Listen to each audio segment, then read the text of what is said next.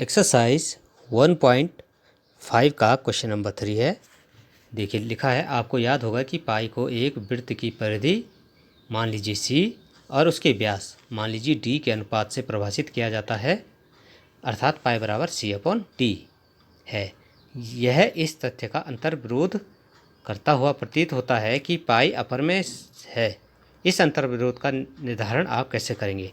तो इस क्वेश्चन को करने से पहले मैं आपको बता दूं, पाई जो है एक अपरमेय संख्या है, क्योंकि पाई का जो मान है।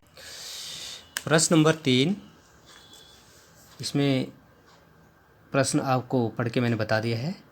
अब इसको सोल्व कैसे करते हैं, इसका निराकरण हम कैसे करेंगे? देखिए, पाई का जो मान है गणित में 3.14159265 इस टाइप से अनंत पदों तक दिया है। यहाँ पे आप ये देख रहे हैं, एक तो ये अशांत है और अनावृत्ति है, मतलब नॉन टर्मिनेटिंग और नॉन रिपीटिंग। ना तो ये ख़त्म हो रहा है इसका दशमलव प्रसार और ना ही कहीं पे इसकी पुनरावृत्ति हो रही है, इसलिए यह क्या है? पाई अपर में है। पाई क्या है? अपर में है। अब ये हमें दे रखा है कि पाई बराबर हम लिखते हैं सी अपॉन डी। सी अपॉन डी, पाई तो अपर में है और सी अपॉन डी जो है पी बटे क्यू का रूप है, जहाँ पी और क्यू क्या है? पूर्ण संख्या है। जहाँ पी व क्यू पूर्ण संख्या है, ठीक है, और Q not equals to zero. Q not equals to zero, इसका मतलब क्या हो गया? सी अपॉन डी क्या है? एक परमेय संख्या है। परमेय संख्या है तो एक दूसरे का ये क्या लग रहा है? ये विरोधाभास लग रहा है। पाई जहाँ अपर में है और क्या है? सी अपॉन डी क्या है? परमेय संख्या है। तो ये एक बाएं तरफ तो ये आ रहा है कि ये अपर में है और दाएं तरफ क्या आ रहा है? परमेय आ रहा है, तो ये विरोधाभास हो रहा है। तो ये विरोधाभास क्यों हो रहा है, इसके लिए हम इसका निराकरण कर रहे हैं, ठीक है। तो पाई तो अपर में है, जैसे कि हमने पहले भी हम आपको पहले बता चुके हैं कि इसके जो दशमलव प्रसार है अशांत अनावर्ती है, ठीक है, इसलिए ये अपर में है। और जो सी अपॉन डी है ये क्या है? पी बटे क्यू का रूप है, जहाँ इसको परमेय संख्या होना चाहिए। लेकिन होता क्या है, जब हम किसी भिन्न को लिखते हैं सी अपॉन डी के रूप में, तो यहाँ सी व डी में से या तो सी अपर में होगा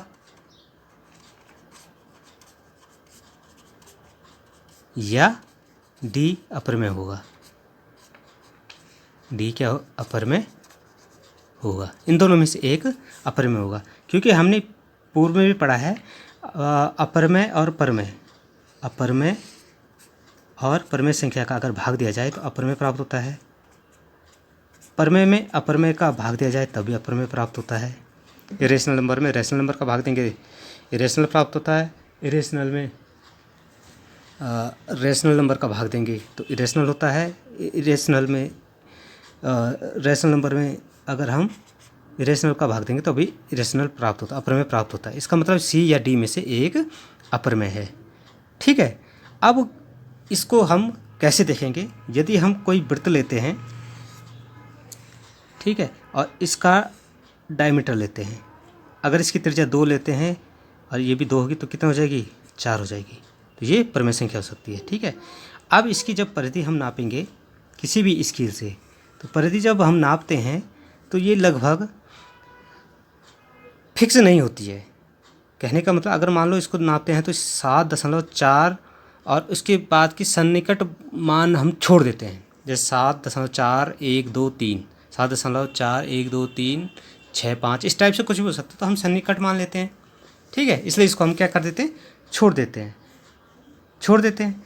तो इसका मतलब जो परिधि है ये हमेशा कैसी होती है? परिधि इसकी सन्निकट मान के रूप में होती है, जो कि अपर में होती है।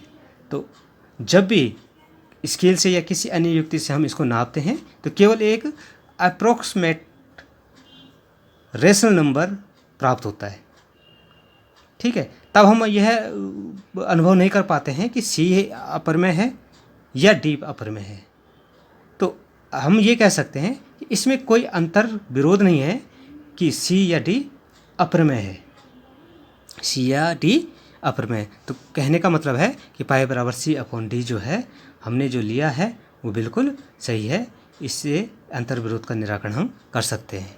कि सी और डी में से एक अपर में होगा, तभी तो ये संख्या भी क्या आ रही है, अपर में आ रही है। तो पाई बराबर सी अपॉन डी जो है अगर हम ले रहे हैं तो इन दोनों में से सी या डी में से एक अपर में हो सकता है।